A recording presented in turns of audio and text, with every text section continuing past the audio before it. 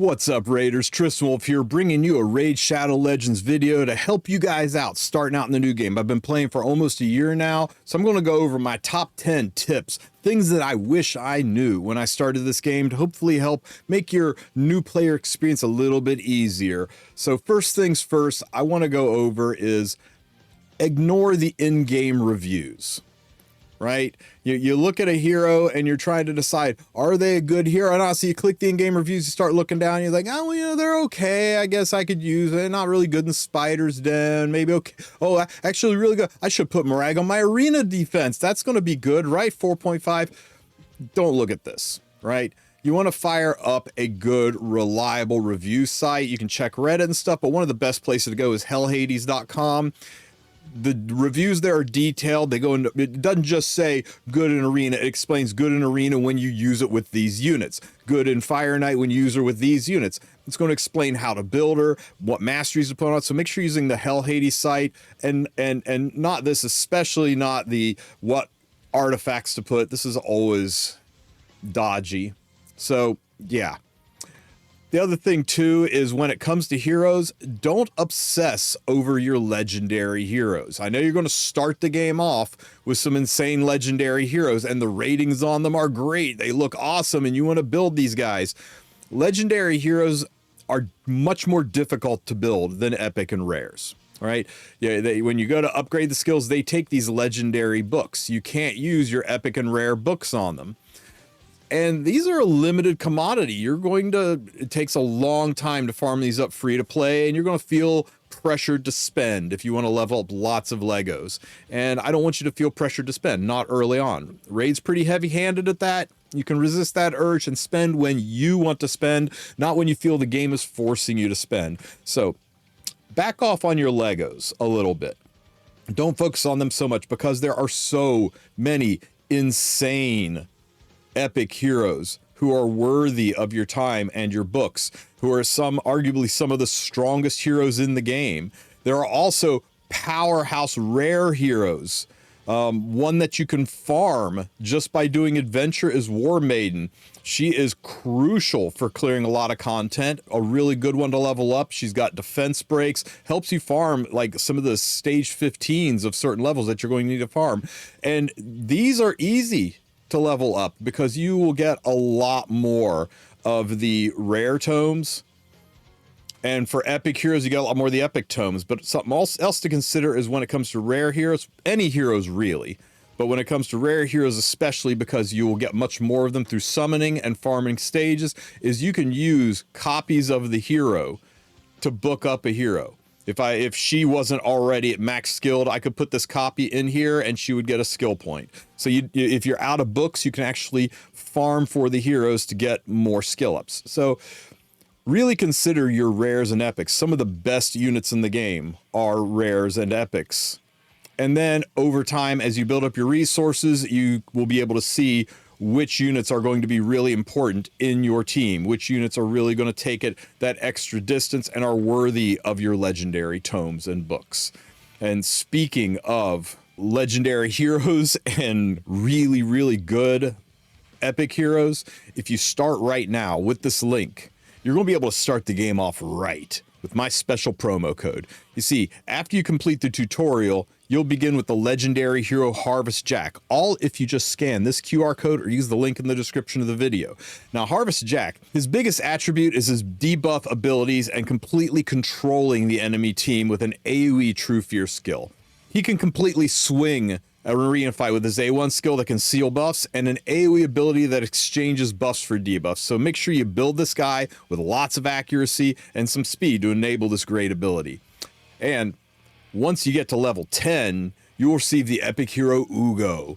Ugo is renowned as one of the best epics in the game. Remember when I just said sometimes epics are even better than Legos? Well, Ugo's one of them, especially for being used against the Hydra. Her versatility is that her kit is valuable across many, many areas in the game. This is especially due to her A2 skill, which places both decreased defense and buff block on all enemies. That combination not only enhances your team's damage output, but it prevents the enemy team from being able to buff themselves. Add to this her powerhouse A3 ability, which heals your whole team, cleansing any heal blocks that are put on you. And if she's the only hero left alive, she brings your whole team back to life. On top of all this, at level 20, you'll receive Miscreated Monster. Now, Miscreated Monster's blend of crowd control, protective shielding, and damage mitigation makes him a versatile champion. In contents like Clan Boss, his ability to place ally protection shines. He also redirects 50% of the damage taken into himself, ensuring that your allies survive in prolonged fights. And in addition to all of that, he has a stun ability and the ability to place shields, and this makes him exceptionally effective against wave content, you know, the trash mobs you have to fight through to get to those final bosses. Also at level 30, you will receive the account-changing epic hero Venomage. Venomage has stood the test of time as one of the best epic support champions in the game. Her A3 skill gives a heal reduction and 2 poison debuffs, making her effective for both dealing poison damage to the target and preventing the target from healing back up. This is great for counters like Animus, Fire Knight, Nether Spider, even when heal reduction isn't required. The passive on Venomage means you take 15% less damage from targets that are under this debuff. In addition to all of this, the ability to place multiple poisons makes Venomage a very strong pick for poison explosion teams for tackling bosses like Ice Golem. So you get all of this just from scanning my code. And on day 1, you'll be able to use one of the special promo codes linked in the description of this video to select your choice of one of many legendary heroes. So check out those codes and make sure you use it within the first 48 hours. After 40 hours, you can no longer use one of those codes.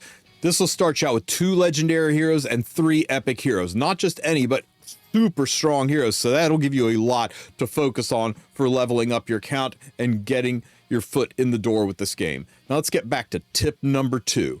Tip number 2 is the market. Do not buy gear in the marketplace. Just don't. You will farm better gear, and it is insanely expensive from a gold standpoint. In my entire time playing, I've only found 2 pieces of gear in here that were worth buying. And one of those was questionable. So I guess what I'm trying to say is look, but usually don't touch. It's fine to look at it and see, but I mean, first it would need to be 6-star and the substats would need to be perfect to warrant spending millions. And speaking of gold, that's something that people complain about a lot. I'm out of gold. I can't level gear. So there are 2 primary places to farm gold in this game that don't involve buying packs. First is the Forge. Okay, in the Forge you can craft several different sets, and I want you to notice this. I'm going to craft 1 piece of Resilience set, and Resilience set is great to craft because it's kind of crappy and you're wanting to sell it anyway, but I'm going to craft one. It's going to cost me 10,000 gold to craft this. So I craft this 1 piece of gear and I sell it for 33,750. I just tripled my gold. Even the low-end stuff, the 3 to 4 stars, I can craft 1, crafted it for 1,000, sell it for 12,000. I just made 10 times my amount of gold on this. You can go into the quick craft function and you can have it sell all gear that doesn't meet specific standards. And then you can tell it to craft all of it at once and boom. For 2,000 gold spent, I just made 32,000. I'm calling it gold. I play too many other games. Silver. For 2,000 silver spent, I just made 32,000 silver. So fantastic way to burst silver here. And the other is if you are in the battle section, you can go and fight the spider. And the reason I say fight the spider is the spider drops accessories, banners, rings, and amulets, and these sell for way more silver than other artifacts sell for. So for the same amount of stamina spent, you'll get a lot more silver and you'll get some choice artifacts, especially if you can farm spider, normal spider, up to stage 10. And that brings me to my next tip. Spider stage 10 is bugged and has been for years. Check it out, right? If you farm stage 9, you can get 3 to 5 star accessories. And the chance of getting a 5-star accessory on this stage is about 21% chance to drop. You go up to stage 10, first of all, we lose the 3 stars, but the 5 stars are bugged. There's an 81% chance it's going to drop 5-star. Only 19% of your gear is going to be 4-star. So you get a metric F ton of 5-star accessories, which is good for your account and very good for silver selling. Now, just to punctuate this, stage 11, the chance to get a 5-star accessory drops back down to 40%. So you go from 80% down to 40%. In fact, you've got to get all the way down to stage 16 before it starts being better than stage 10. Now, I know you'll be like, oh, but I could get 6-star. Yeah, you can get 6-star, but the drop rate is infinitesimal. You get to stage 16, the chance for 5-star and 6-star together is cumulatively better than farming stage 10. So once you get to 16, that's where you can start farming again. Other than that, you claw your way up as high as you can get, and if you can't get to 16, you go back and farm 10. The big reason stage 16 is so good is at stage 16, it no longer drops brews and it no longer drops mystery shards. So you get more gear and less trash drops you didn't care about. Before you run off and start grinding through the forge and start bursting through Spider to try to get all of this silver, I want you to remember, though we call it Raid Shadow Legends, a more fitting name for this game is Wait Shadow Legends. Not even kidding. There is a time and a place for everything in this game. A time to pull shards, a time to craft in the forge, a time to farm Spider, everything in its place. So that's my next tip is make sure you're farming your best return on investment. You want to farm your XP during a Dungeon Diver event. You want to farm your gear during a Dungeon Diver event. You want to do your shards during a summon event. Even fusions, you can wait for a champion chase.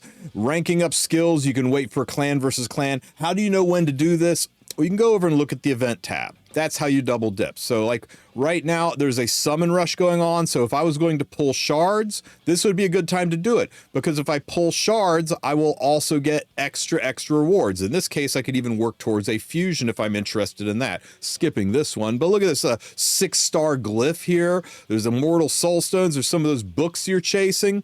There's some of those Lego books you need to get those 6-star champions built up.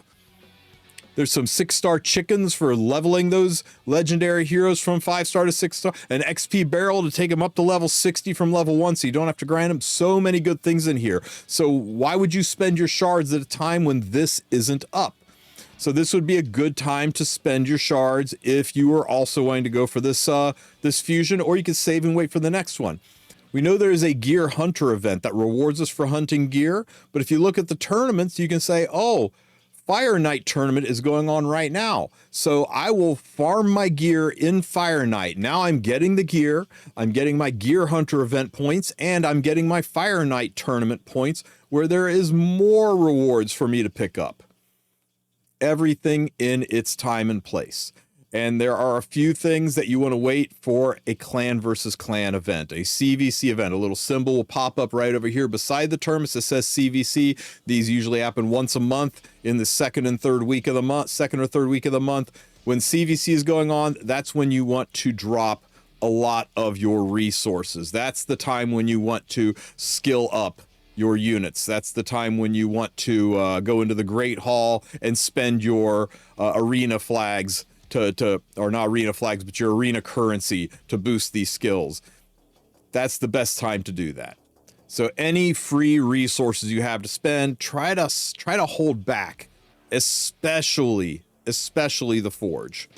I know you may be low on silver and you want to get your silver up. If you have to do it a little bit, just do enough to get the job done, but save the forge for the CVC event and then just drop all of your resources in the CVC event. That'll help your guild, it'll help your clan, it'll help you, and it will get you your gold and resources. So everything in its place for Wait Shadow Legends. Oh, and one other thing too that a lot of people don't realize, this Magisteel, the Magisteel you get by doing Classic Arena, and it caps. At 10,000, you can't get any more. So keep a weather eye on this. It's used for every single forging, and if you get close to 10,000. CVC or not, start spending it just to buy it down. Use it, craft a whole bunch of 3 and 4 star stuff if you need, but try to get out, try to keep this number below 10,000. Now let's talk real quick about gear. This is my next tip for you. If you're relatively new, you've got some gear, and gear is very, very expensive to level. Let me show you how expensive it is to level this gear. And I'm going to break my own rule and do this outside of a gear farming event that I care about, and even outside of a CVC. But I'm going to turn on my filter and let's just find something super strong. So look at my mythical pieces. Okay, so check out this, this weapon. If I upgrade this weapon, I take it just up to level 8. Let's see how much silver it costs. Of my 3 million silver, this takes 29,000 to get to level 8. But what's it take to get this to level 16? To be fair, let's do a fresh one. We'll take this shield, upgrade. Let's take it straight to level 16. So level 8 took 29,000. Level 16 took 500,000. And to be honest, that was a little low. I've seen it go well over 1 million before. It costs significantly more, orders of magnitude more to 16 a piece of gear. So be careful about leveling gear, especially if it is not 5 or 6 star. In fact, if it is 4 star or lower, or if it is purple or lower, right? Legendary, if you're talking about purple gear or blue gear where you can only see 2 or 3 of the stats, this kind of gear, only take it up to level 8. If you level it at all. Eventually, you're not going to level anything that's not 6 star. But early game, only level 5 and 6 star stuff, and that's why you see so many of my pieces of gear chilling out here at level 8. That's just as high as I took them, because that's all I needed to get my heroes geared out. And then eventually, when you start getting 5 star and 6 star gear, and you know a little bit more about the systems, you can start equipping them with better gear. But early game, you will be fine at level 8, and that will save you a ton of silver. So don't blow your silver gearing up, leveling up gear that isn't keepers. Oh, and one other thing I want to mention about gear is flat stats are terrible. If you find a piece of gear that's got a flat stat like these gauntlets with flat defense, they are trash, and you may as well just sell them. Percent stats for main stats are all you care about. The exception, of course, being boots with speed main stat. You want to keep all of your speed main stat boots. Speed in this game, like in so many others, is king, so you want to ramp your speed up as fast as possible. But even when it comes to substats, percent stats are so much more important than flat stats. Flat attack is kind of bad. Percent attack is good. So please, please, please don't max out gear that's got flat main stats. Even if it looks perfect, even if it's mythical, try to avoid it.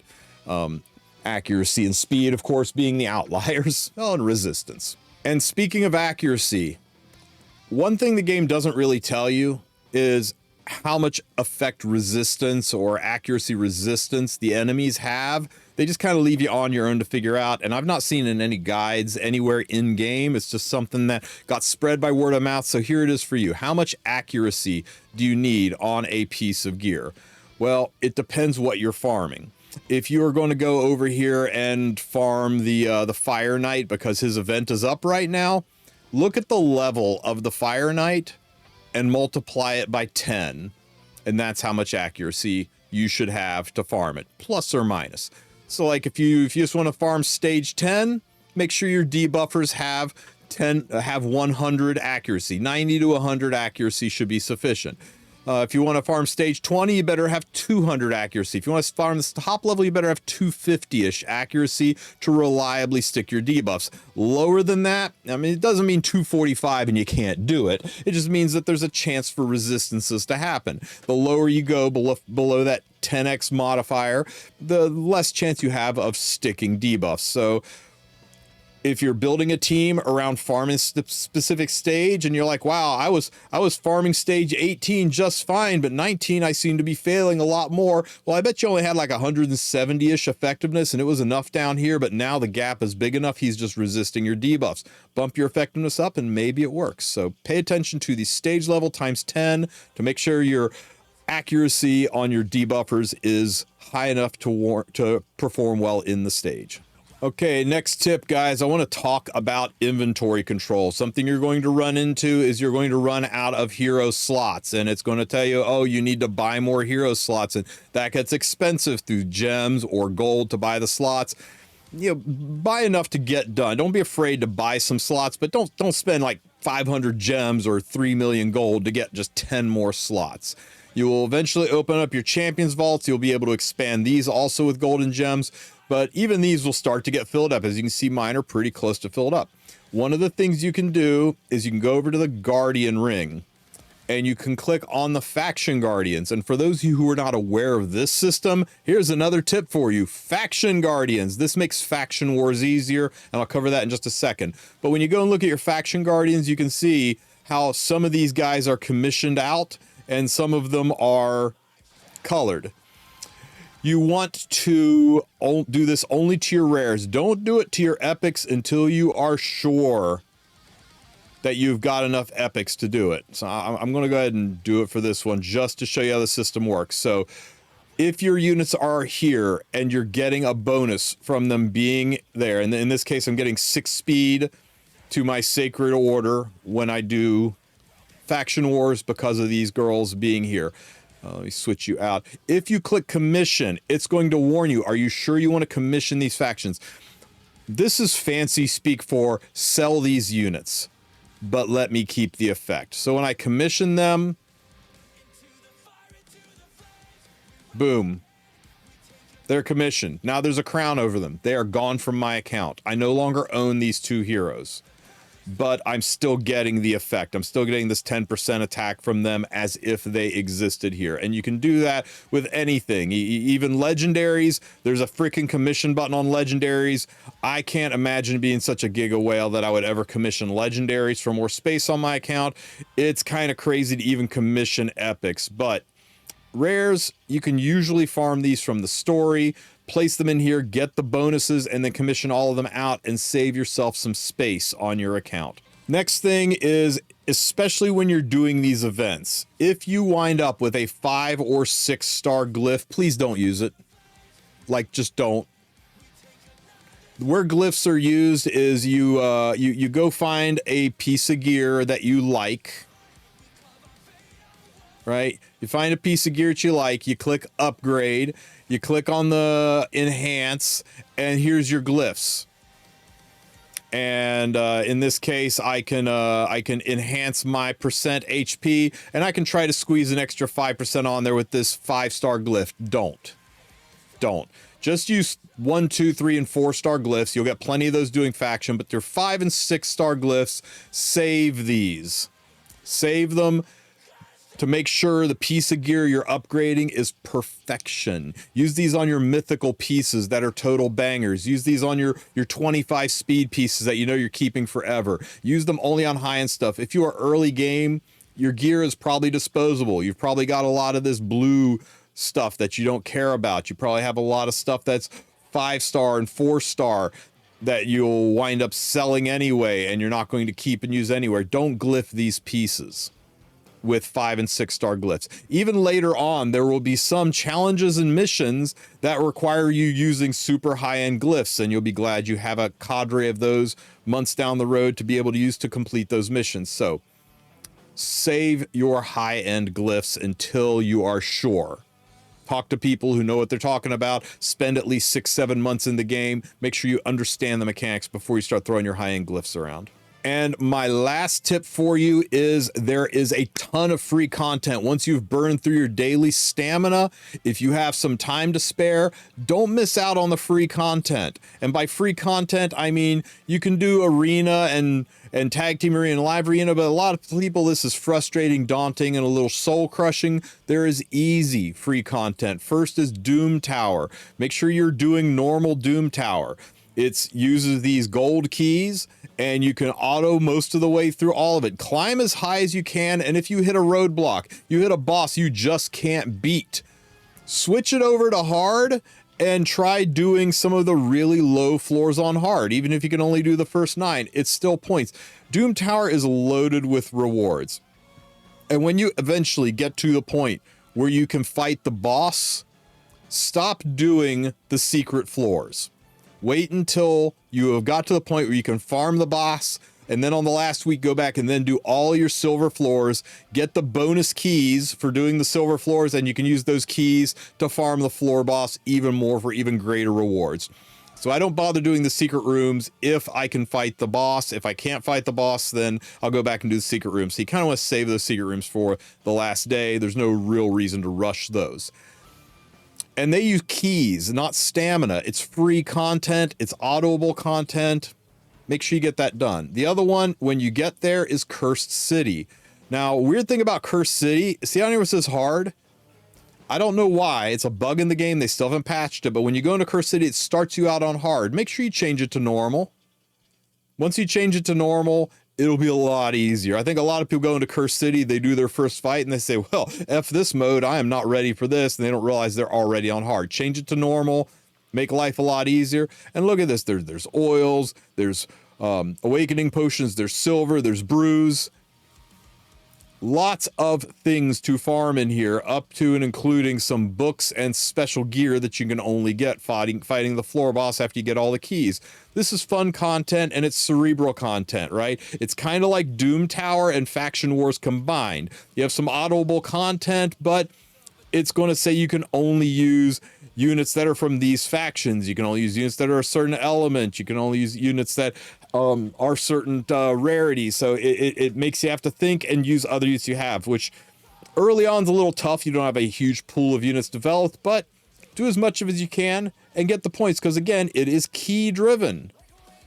And since it's key driven, you can do it for free, and there's no penalty for failure. You don't lose stamina for failing or lose a key for failing like you do doing regular adventure and stuff. The third thing that you should always do for free outside of Arena is if you go over to the Battle tab and jump into Faction Wars. Do Faction Wars every single day. Okay, I got my Undead Crypt over here, and you can try to 3-key it, or sorry, 3-start if you can. If you can't, just move on, push deeper, and just do as best as you can here. If you get to a point where you can't push further, it doesn't mean you stop. You never stop. You go back in, and you whatever one that you could farm easily and well, the highest level you can get, you farm that, because you get glyphs. Remember the glyphs? The glyphs that make your gear better? And you also get materials. These are the materials you use in the forge. Remember the forge? The key to getting tons of silver in this game? You want the material drops for the forge to craft the specialty gear and get shit tons of silver, and you want the glyphs for making your gear better. Don't ignore Faction Wars. Do it every single day. Start working on, finding out what, I can't quite beat this because I don't have a good healer on the team. We'll start looking at the heroes that you've got that can heal. Undead heroes that can heal your team, and work on leveling them passively. Get some crapper gear on them so that you can get in there and farm it and go push further and deeper. Don't skip out on Faction Wars, because again, it is key driven. You get 12 keys per crypt and 2 crypts are up. So I got 12 keys for Undead, and then I have 12 other keys for Lizard Men to be able to do both. And you can even do some tag team arena. I know nobody likes tag team arena, but if you do tag team arena, you will get 6 additional keys that you can use in either crypt to get even more crafting mats, to get even more silver, to get even more glyphs. Don't sleep on Faction Wars. I don't think people emphasize it enough. People are like, oh yeah, this is a nice thing you can do, and eventually 9 or 10 months down the road you'll pick up a Void legendary hero, and that's kind of not. Nah, it's more than just that, fam. This is your key to silver and gear upgrades, as well as some special bonuses, even some Void shards. So don't sleep on your faction wars. Make sure you do it. And as for faction wars hard, screw faction wars hard. I'm not kidding. This is terrible. And maybe sometime in 2026, after I've been playing for 12 to 14 months, I'll be ready to start dipping my toe into faction war hard. You can't even touch it until you completely 3-star every single crypt in here, so you don't even have to worry about that. That's a long way away for you. So there you go, guys. That is my top 10 things I wish I knew before starting Raid Shadow Legends. Hopefully there was some kernels of wisdom in here for you. Hopefully this helps you guys out. If you have any questions, ask them in the comments section. Don't forget to like and subscribe, and I'll catch you in the next one. Take care, Raiders.